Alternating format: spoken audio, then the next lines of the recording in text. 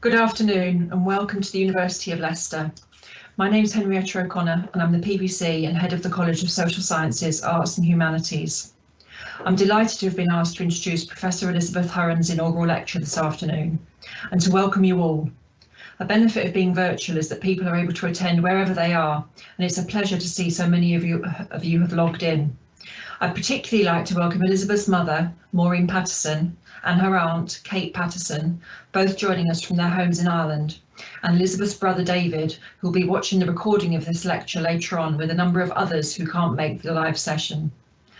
Today's event is an important part of the university's centenary celebrations, and it's one of the first inaugural lectures in the series from our college. Last month was the 100th birthday of the University of Leicester. 100 years ago marked the start of our story and legacy as a university to honour those who made sacrifices during the Great War.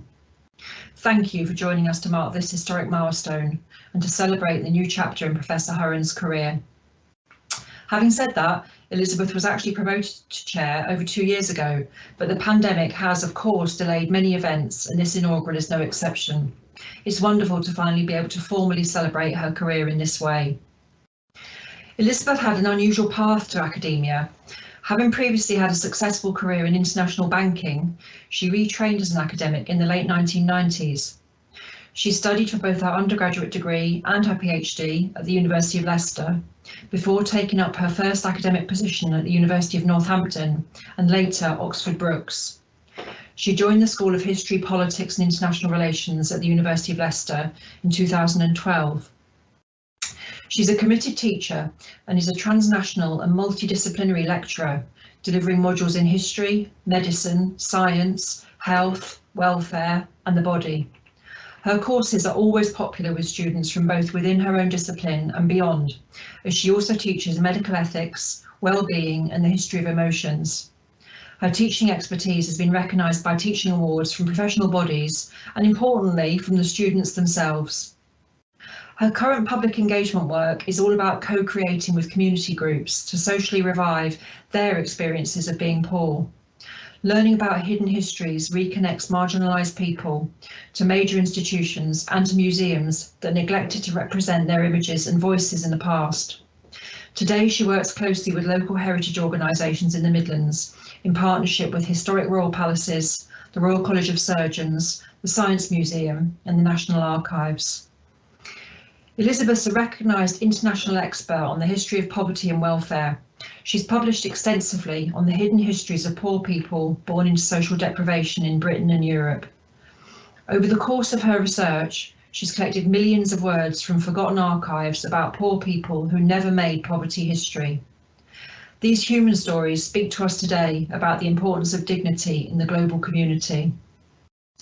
I'll now hand over to Elizabeth to deliver her lecture entitled Who Makes Poverty History? The Poor's Hidden Histories. Thank you. Good afternoon, everyone. First of all, I would like to say thank you for all of you that are listening in or attending. I know that there are friends, family and colleagues who have connected up today from Ireland, France, Germany, as well as across the UK.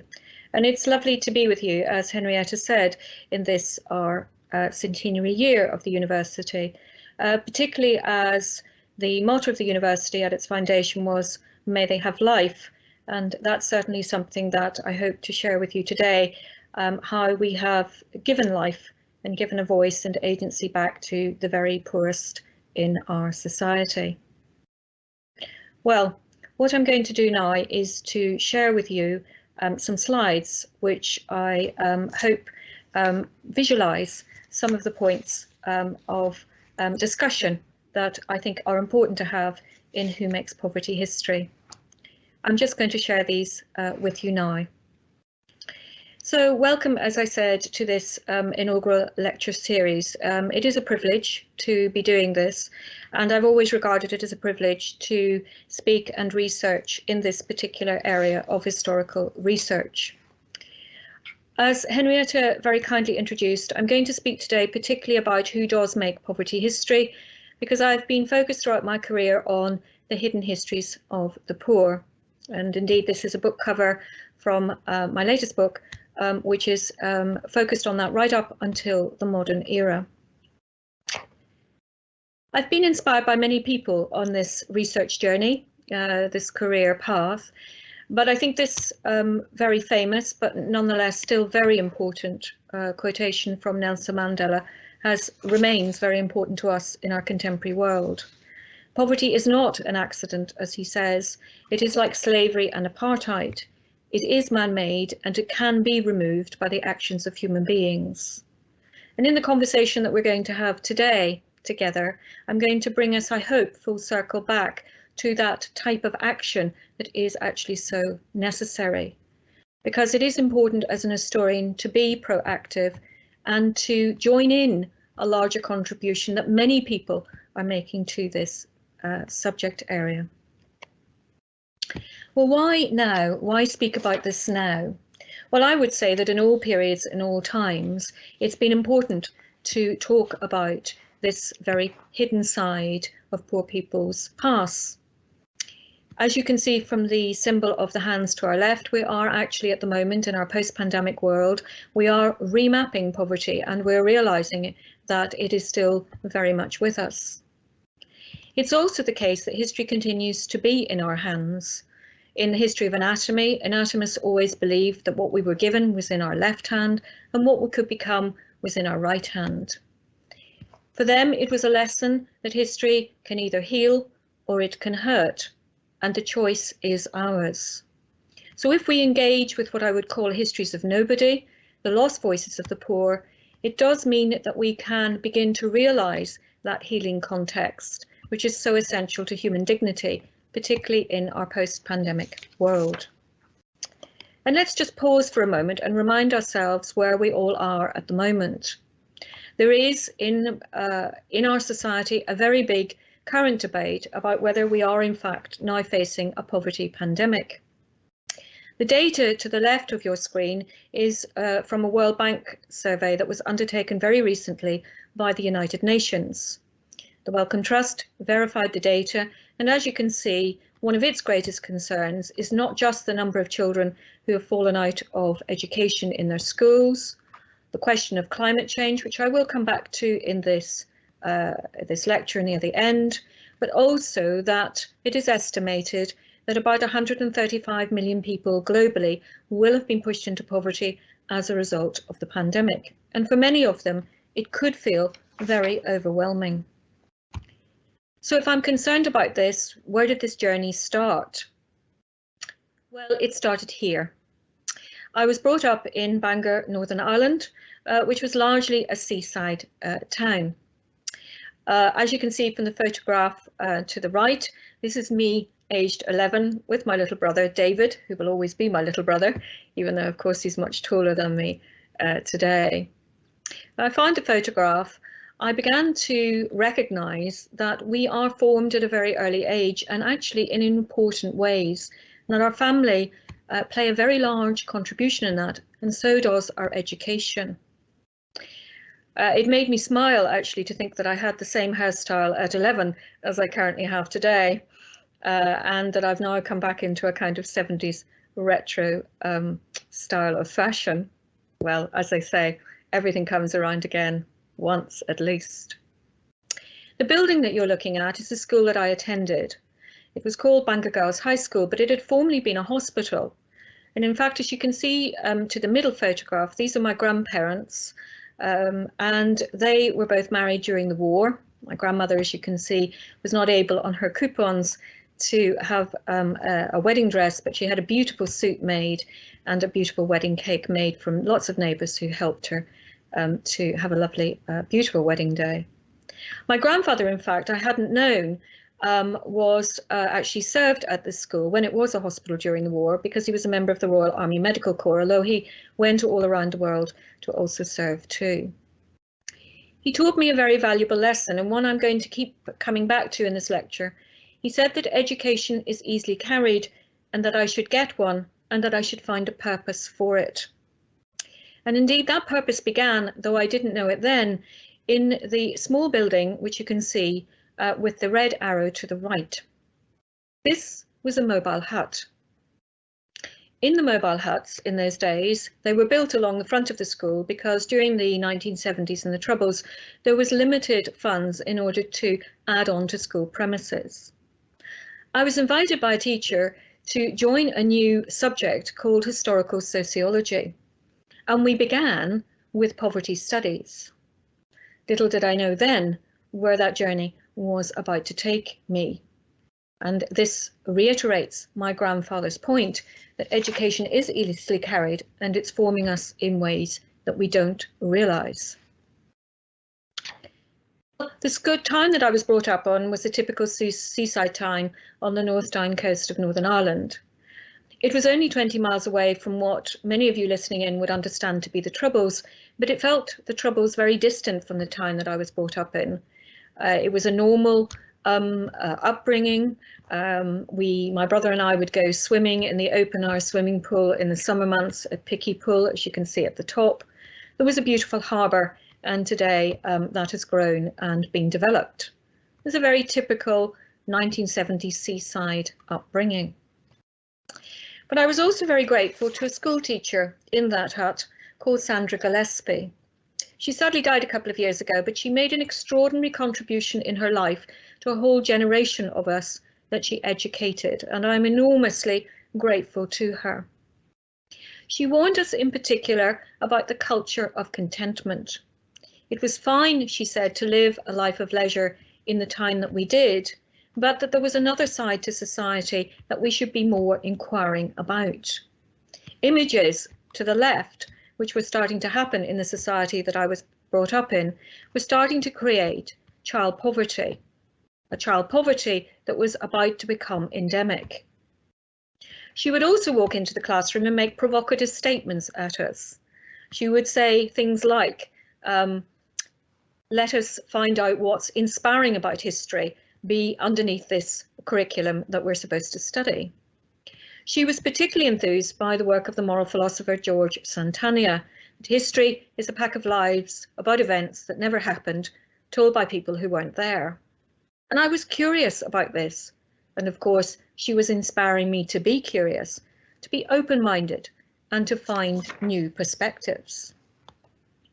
And it was this that led me to an interest in histories of nobody. One of the things that one often sees in history, and the longer that you study the history of poverty and impoverishment, is that there is a circularity to much of what you encounter. I'm not suggesting that history is always the same. Of course, social economic contexts change. But I am interested in what happens when you are a nobody, and does this reoccur, and do we hear the same voices? Today, the latest poverty survey that we have that was taken last year in Leicestershire indicates that there are just under 44,000 children that are living in poverty in Leicestershire. What that means is today they will not get a hot meal. There may not be someone at home to actually greet them. They may not have a parent who can care for them throughout the day or meet them from school. Poverty lines do shift. But we do have to find ways, as this quote from Nature to the left indicates, of proving ourselves wrong that we are improving things, because rarely do we set out to actually do this.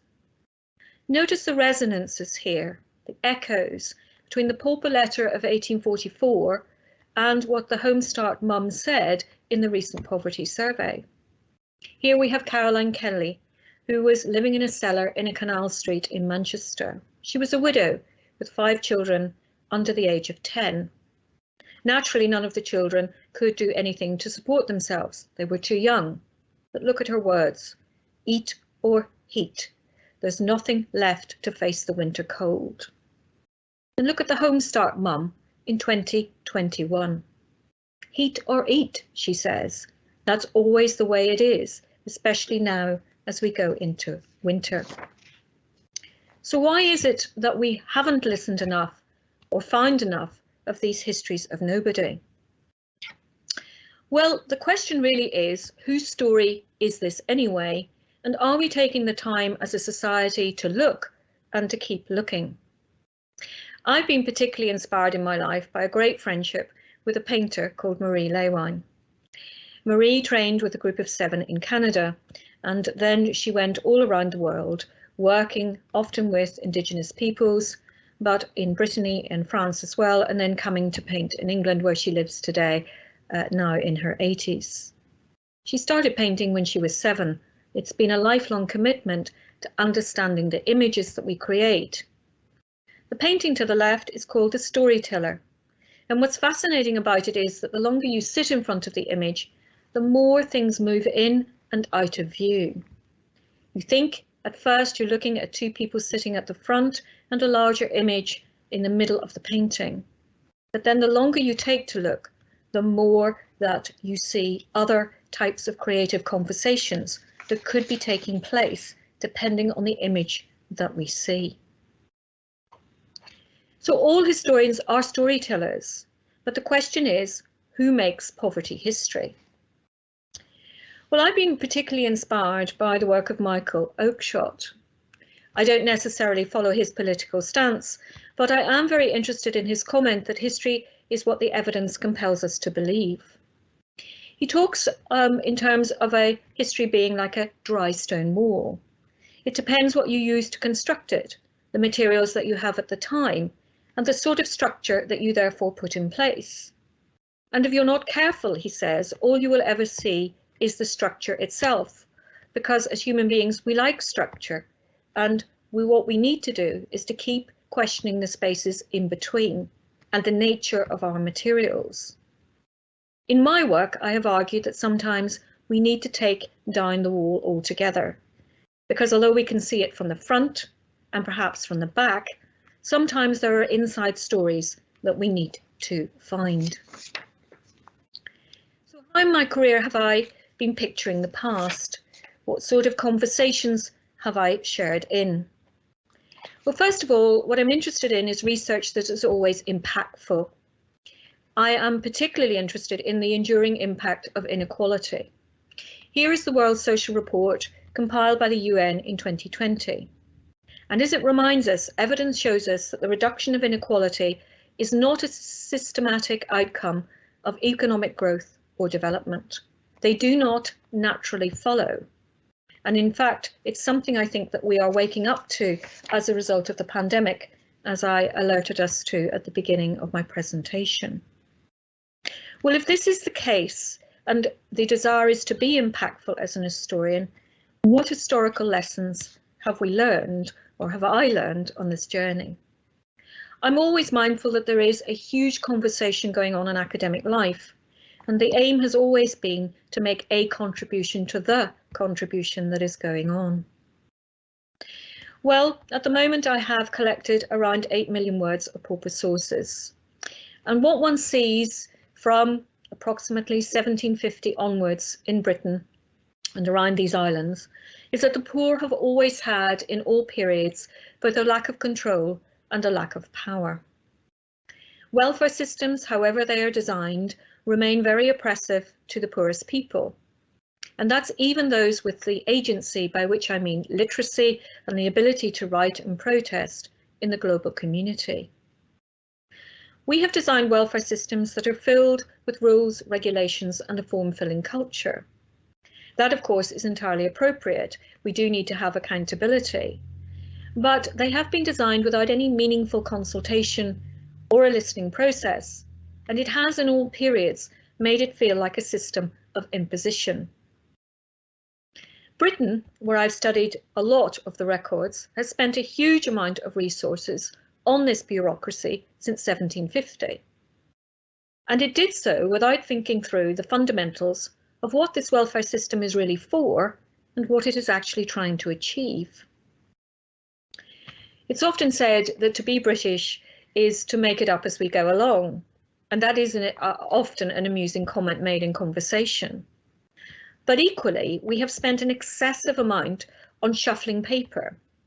We didn't set out to resolve poverty, we set out to move people around the system. And what's sad about this is that we've had little gain for it. At the moment, we have a big debate in our society about falling benefit and healthcare outcomes compared to other developed countries. And I'm going to come back to that in a moment. If the poor were the largest in our society, Why have we disempowered them so much? Well, in many respects, we're reaching a conversation now which I would describe as our crunch time. Whether we look at the Elizabethan Poor Law, the beginning of welfare provision in England and Wales in 1601, to the new Poor Law of 1834 that applied to the whole of the United Kingdom of Great Britain and Northern Ireland, to the Beveridge Report and the creation of the NHS in 1948, to the changes to the GP contracts under the new Labour government in 1997, or to some of the proposals today about how we reformulate the NHS in the wake of the pandemic. The system has always, in all periods, done just two basic things, though we may have expected it to be doing more on our behalf as taxpayers. It's only provided a baseline safety net, and it is very baseline. I think as a society, we need to acknowledge this post-pandemic. And it is aimed to get people back into work in some capacity. We have never known, in all periods, since 1601, what to do about the substantial number of people who never work and cannot work because they're on benefits permanently. Today, that figure is between 800,000 and 1 million, but it's always been substantial in all of the periods that I'm talking about today. Today, we have tax raising powers, and for anyone that works full time, we pay approximately 51% of our marginal pay. But that is not enough. And we need to have some difficult conversations about this, because in reality, given the numbers that I have suggested, which are based on concrete figures from the UN and from UK poverty organisations, we need to be paying somewhere closer to 60 to 70%. But politicians of all political persuasions don't want to have that difficult conversation. But we are coming to it. Because as I said, compared to other developed countries, we have remarkably poor outcomes for the amount we spend as taxpayers. We have, for example, substandard cancer treatment, and that predates the pandemic. So we need to think about facing some facts. We need to go back to our fundamentals, and in doing so, that will enable us to move forward. So I have done a lot of research on the expansion of the Victorian information state. It created lots of statistics, league tables. Victorians loved league tables and people being targeted. They also liked to census us, and beginning, of course, in 1841 and our latest census at the moment in 1911. And we are, however, always moving people around the welfare system. That is what the expansion of the Victorian information state did. It never resolved what welfare benefits should go in line with a democratic voice in our society. We were expanding citizenship, but we never resolved what those welfare benefits should be. We also, importantly, never examined or tackled the multi-generational problem of poverty. And this is still a major issue today. Added to which, we are in an ageing population, and this is going to become very much to the fore, as you will see in the next 5 to 10 years in our society. Importantly, we abandoned local tailored knowledge in pursuit of uniformity. It was a mistake. We're going back to being more and more community-centred. We're going back to understanding that we need to co-create with people. We need to actually reverse our historical circumstance. We then made income tax collection, that is what we earn from our salaries, the basis of paying for poverty. And this, in the modern world, was a major mistake. In the past, pre-1929, we had a property tax system that paid for our poor. Most local authorities today know that poverty is under-resourced and that property is undervalued. And it is the basis of systemic inequality in our society. If I illustrate this very quickly, I had a neighbour recently who died from old age. She was living in a very small cottage and she was paying a council tax that was only £300 less than the largest property in the village that I live in, with a 10-acre garden. These are questions that we need to ask ourselves. Is that fair? Is that equitable? We also need more evidence-based decision-making, and that's something that I've been very committed to in my career, both in finding the data, quantitative research, and the qualitative research, what people actually said in the past, particularly in paper letter writing. Surveys tend to take a baseline on middle incomes. The UN report on inequality that I shared with you at the beginning on 2020 is actually very critical of this, and we're trying as academics to now move beyond it. So what about some of the things that I have discovered on this journey? Well, to my surprise, I didn't expect to find the hidden histories of the making of modern medicine.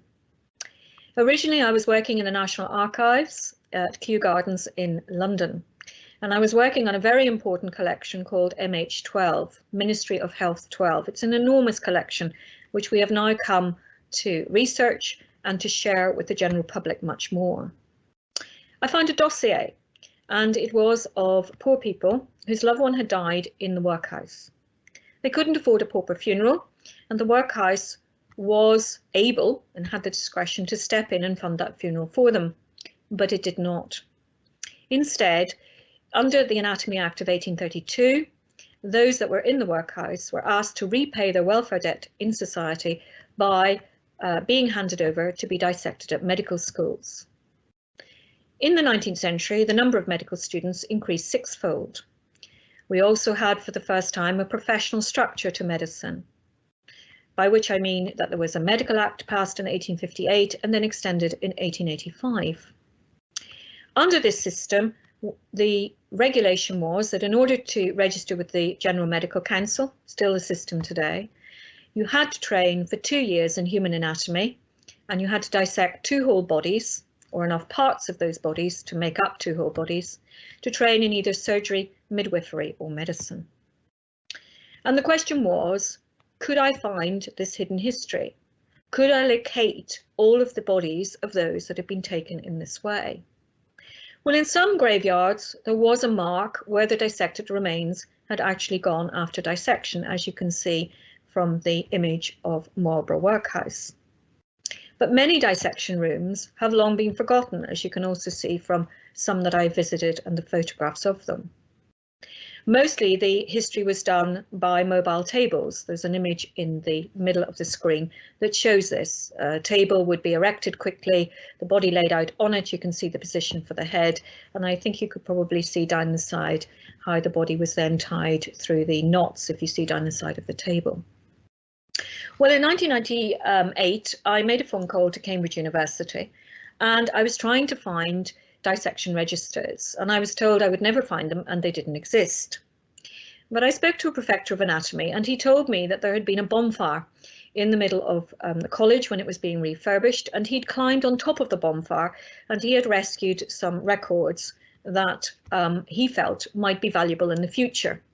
They were charred, he told me, and in a box. And I remember saying to him, hold that thought, I'll be with you tomorrow. Well, I went down and the material was very, very valuable, but it still wasn't telling me enough about these hidden histories. So I went for a lunch to an Italian on the town square, on the market square in Cambridge. And I was very fortunate because the table mat that they gave me was an A3 piece of paper. And while they were cooking the pasta I was waiting on, I took a pen and I wrote down what the Victorian Information State was like. I knew it had been incredibly bureaucratic, and I worked out that even after the medical school had destroyed the dissection register, they must have created some sort of bureaucracy to bury the human remains that were left. And of course, where there's a burial, there will be a burial register. Look, contacting then various parishes and looking around the city centre, I then decided to go up to the record office on Castle Hill in Cambridge. And there the researcher said to me, oh, do you know, we do have a very odd parish register where there are people that have come into Cambridge from all over the UK. And they seem to have come in from Hull and Manchester and Liverpool and all around. And I've never really understood why they're actually buried in central Cambridge. And this was, if you like, my eureka moment. If there was a medical school, it must have had a parish burial ground. If it had a parish burial ground, and that's likely where it put its dissected remains. It was that simple but effective methodology that meant I could go around medical schools all over the country, locating their parish of burial and locating these burial registers. And today I have collected one of the largest data sets ever assembled from 1750 to 2000. So having done this, how do we learn from the dead for the living? Well, here are some of the findings that I discovered. Firstly, medicine as a profession often went around the law while going through its legal processes. In theory, it was accountable. In reality, it was actually using lots of legal loopholes in order to further medicine. Now, I'm not suggesting that some of those gains have not been very positive. Of course they have, and we are all the beneficiaries in the world that, today. But we do owe a tremendous debt, which is completely unacknowledged, to the poor for many of those breakthroughs. And in many parts of the world, we still go on doing so today. I also discovered that there were lots of material pathways that were created. I have described it as the business of anatomy, and it was actually very profitable. Medical schools never had enough bodies in order to train their students. There was a lot of petty cash involved, and I've reconstructed that over time. Importantly, a lot of biocommons was created. It's often in international law called nobody's thing, because of course the dead, once dead, they have no legal rights. They are out there, as we say, legally. But in breaking up the body and researching it so much, we also have to start to ask ourselves some important questions today. Have we broken the body up too much? Now, the discovery of DNA in 1952 by Crick and Watson and its publication in Nature was hugely important for modern medicine. Of course it was, and we will continue, as I said, to be beneficiaries of it. But many systems biologists are questioning the way that we are reducing things down to such a small level, because the logic of life is to integrate, collaborate. Inside, we are a system of levels of organs. Dennis Noble, for example, in his wonderful book, The Music of Life, what he calls biology beyond genes, has asked, are we really breaking ourselves down too much? For example, if precision medicine could tell you when exactly that you got Alzheimer's in the future, would you actually want to know?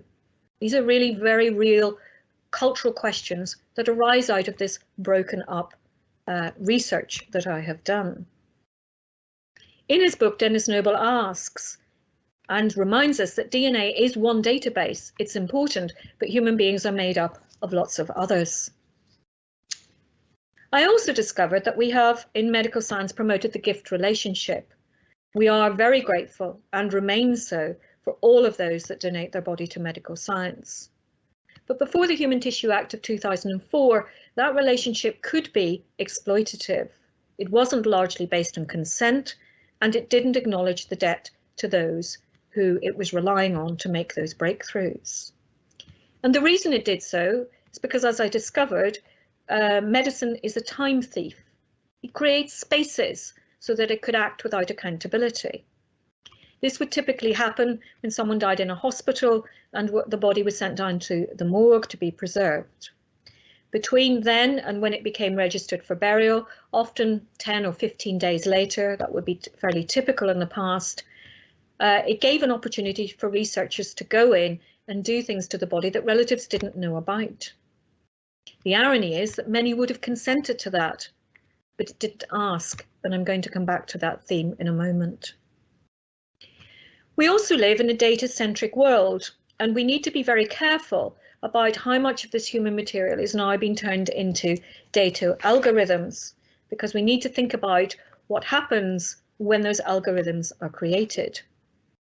There is no legislation in the world that can actually, at the moment, control those algorithms. And again, I'll return to this theme in a moment. So what I discovered was that there were lots of opportunity costs and things that we had lost because we'd wanted to deny this hidden history of using the poor for dissection and anatomy. Here are just some of the ones that I'd like to share with you. It's often said that medical death is much more complex in a biotechnical age. We can monitor the signs of life to much more finessed than ever before. But actually, we've had a culture of denial around this, and we've dressed up lots of patient dilemmas, which are now coming to the fore, particularly in end-of-life dates in Parliament this month. We constructed the issue as inherently modern and technical, because today, of course, we know much more about the brain than in the past. But it's not true that this is a modern phenomena. In fact, as I've discovered, we knew about what was called in the past the dangerous dead.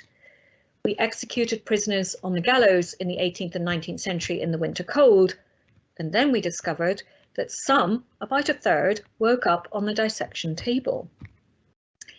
So although in our modern world we've had various committees starting in 1968 with the Harvard Committee focusing us on the question of brain death and when in emergency medicine we should call death, in fact, we've known about this problem for a very, very long time. When I first spoke to medics about this, I expected them to tell me that it was a very interesting piece of medical history and that would be the end of the story. What I didn't expect is that a lot of them put their hands up and told me that it had happened to them in their career, that the fine nature of medical death had turned out to be much more complicated than they had appreciated in particular patients. Well, that is an historical lesson that was actually known as early as 1812 in Leicester Royal Infirmary. Sometimes we have to look forward to the past. We've also promoted technologies with limited quality of life results, and we haven't talked enough about these, or indeed about their side effects. On Saturday in the Financial Times, there was the latest government data. I don't know whether you read it, but we now know that 20% of men are living in poor health and 20% of women, 23% rather, of women, and that this is increasing. We have in our society what is often called a life extension market, people wanting to live longer. But we also need to have more conversations about our quality of life results. We have increased degenerative diseases. We also have ultra-processed food, and this has given us health challenges such as heart disease, cancer and diabetes. It's often called the nutrition transition debate.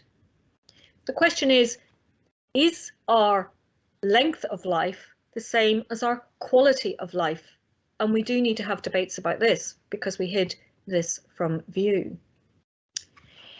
In my work, I've also done a lot of research on coroner's inquests, and they should have been a treasure trove of epidemiological information. It may come as a surprise to you to know that once we checked that a death was not suspicious, we tended not to do anything with this information. During the Cameron government, this was a huge debate about the nature of the coroner's office and the appointment of a new coroner for England and Wales. We still do not use those coroner's inquests effectively enough. Because we also hid dissection data, we've mixed the causes and scale of both pollution and the polluted brain. When I looked at the dissection data up until the Clean Air Act of 1952, I could see a very clear connection between the ability to breathe fresh air in the past what would have been coal smog in cities, to post 1952. One can see that as coal smog declined, we replaced that polluted problem with the car. And again, one can see that in the dissection data. Yet it's often said we've never had the data to actually look at the question of pollution and its impact on our world. Well, actually we have, but we hid it. There have also been too many disputes inside the system, and they're often seen as a nuisance and not a learning experience. And this, I think, is one of the biggest challenges that we face. Instead of having a blame culture, we need to learn from our experiences and we need to admit them. And we do because we now enter a new era of artificial intelligence and an algorithm world that I have been outlining to you. It's often said that we're living through a data-centric revolution, and that depending on the nature of the algorithm will depend on the nature of the facial construct that emerges out of the storytelling of artificial intelligence and its technologies. It's going to be challenging. It's possible that we may in Britain, as I have suggested, need a new national ethics trust, a net, somewhere that you go to in end-of-life situations, and that it protects the 4 pillars of medical ethics. I've argued that we need to move from an ethics of conviction, the sense in which what you're doing is in the national interest and that it's very much morally right that you do so, and it's very caring, but it's also in the past tended to be rather patriarchal. It's talked to people and not worked with them, and instead move over to an ethics of responsibility. We are the custodians of medical knowledge, of knowledge about poverty, and that we need to co-create with those voices. And when we do so, we will enrich our conversations as a society. I've been particularly concerned, therefore, to value recovering voices and their histories. Now, there's a very big debate about this in our society at the moment.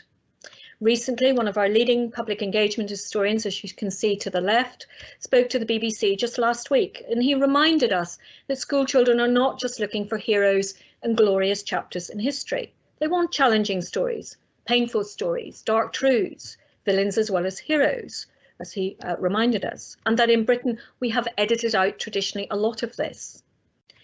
Now, this has been called historical salvage, and I'm concerned about this term because instead of which I would emphasise an ecology of purpose. I don't think it's creative, sensitive or ethical enough just to locate the missing and the forgotten or the edited out.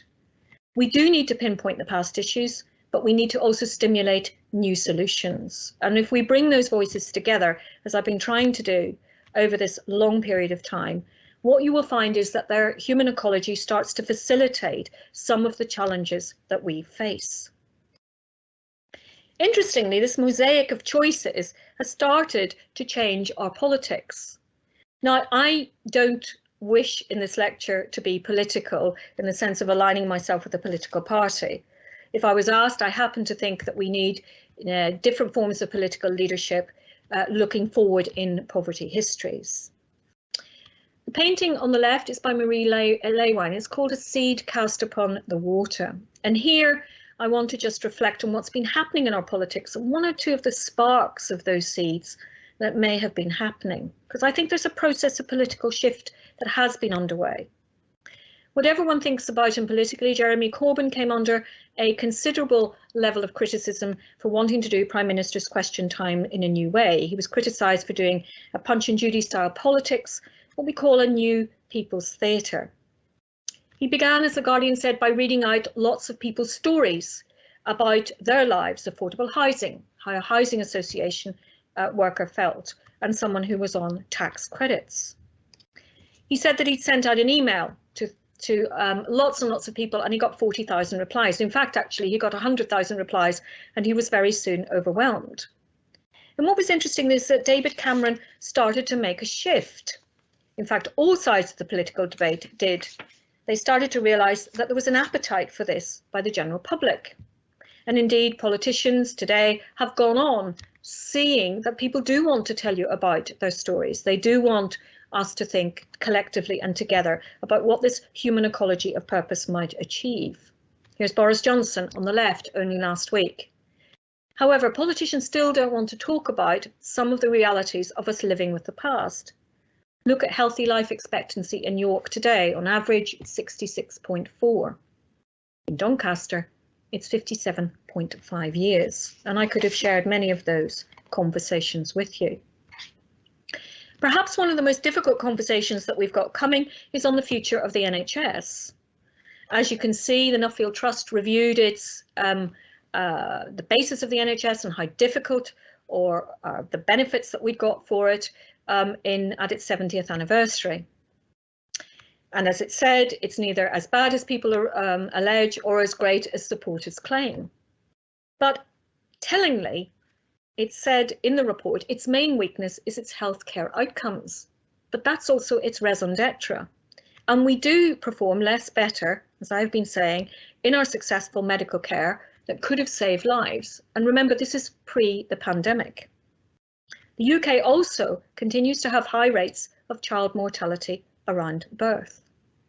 If you've tried to get a GP's appointment today and ended up in A&E, you will know just how difficult that conversation is that's coming.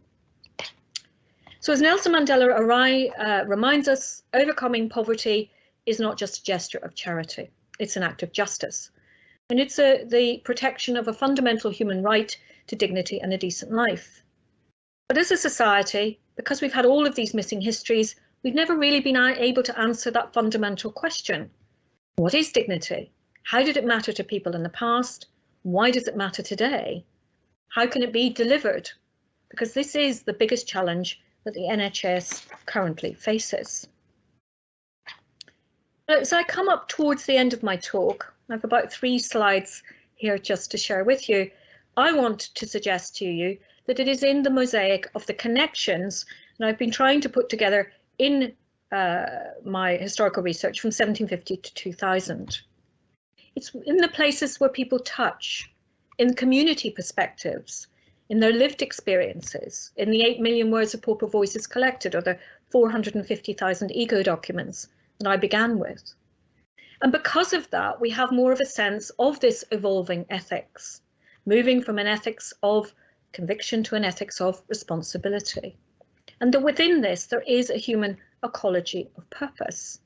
Because out of this enormous cultural compost of conversations will emerge that ecology of purpose I've been talking about. The painting on the left is also by Marie Lewijn. When she first showed it to me in her gallery, I stood in front of it. It's really a very large painting. And what amazed me about it, whereas the more I looked at it, the more connections I could actually see. Layers of paint, images coming back and forth. She was kind enough, and I felt enormously privileged for her to let me name it. And I called it Tír na nÓg from the Irish. Tír na nÓg is a fairy tale that children are told as a child. The Irish have never believed really in heaven or hell. My Irish granny told me that the place that I go to when I die is somewhere off the west coast of Ireland. It translates as the land of the ever young, and it's a lovely tale that's told to children. Regardless of the fact that it's a fairy tale, at its core is one vision, a vision of people who connect, of people who are all part of a conversation, whose images are shared together. And this brings me to my second but last slide I'd like to share with you. The quality agency that monitors degrees was recently revived in 2021, and the policy went out for discussion, and here's what it said. Historians critically and empathetically analyse primary sources, original sources. We address questions of genre, content, perspective and purpose. And this worried me, because I know that there is something about the sustainability of compassion. The compassion is one stage on from empathy. And it is this that helps us to monitor, to engage with, and to think about the culture of contentment that so long ago my school teacher asked me to be inspired to redress. It's also what my grandparents said that I should do. I should have an education that's easily carried. I should move from pity to sympathy, to empathy, to compassion, that there was a time to act, and that there are moments that we should bring together these lost histories, these forgotten fragments, and that we should see an ecology of purpose in them, because that brings us to an ethics of responsibility. It was very moving to see Sir David Attenborough only last Friday speak with the same compassion in his politics about climate change. As he reminds us, if working apart, we are a powerful force enough to destabilise our planet, surely working together, we are powerful enough to save it. I would say the same thing here on my final slide about who makes poverty history. We all do. Historians have a great deal of responsibility in the picture of the stone wall, to use Michael Oxshot's analogy, that is created. There are all sorts of shapes that can be created, all sorts of things that can be brought into view. And the interesting thing about these stone walls is that we'll begin to see other ways of seeing, other opportunities, other ways of co-creating and collaborating. I would like to finish there by thanking all of those that helped me in my career to reach this point. I don't want to name one particular or two particular individuals. You who are listening in today or listening on the recording will know who you are, and I'm immensely grateful to you, whether you're a close relative, a friend, or a colleague. I know that you've made a contribution in my life. I know that often you have given me a helping hand, and I have very much appreciated all of that effort, time, love, friendship, kindness that you have given me. Thank you for helping me to make this inaugural lecture inclusive today. I very much appreciate you listening with me. I'm now going to end my slide, and I'm going to hand back to my head of college, who began the process of this inaugural lecture today. Thank you, Henrietta. Thank you so much, Elizabeth. That was a wonderful insight to your work and a skillful presentation of your research interests and how these are connected. You brought the hidden histories and the histories of nobody to life for all of us in a really accessible and enlightening lecture.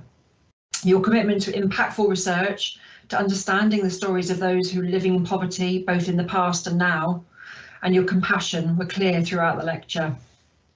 If we were in normal times, I'd now be able to ask you to join me in a huge round of applause to thank Elizabeth for a fantastic lecture.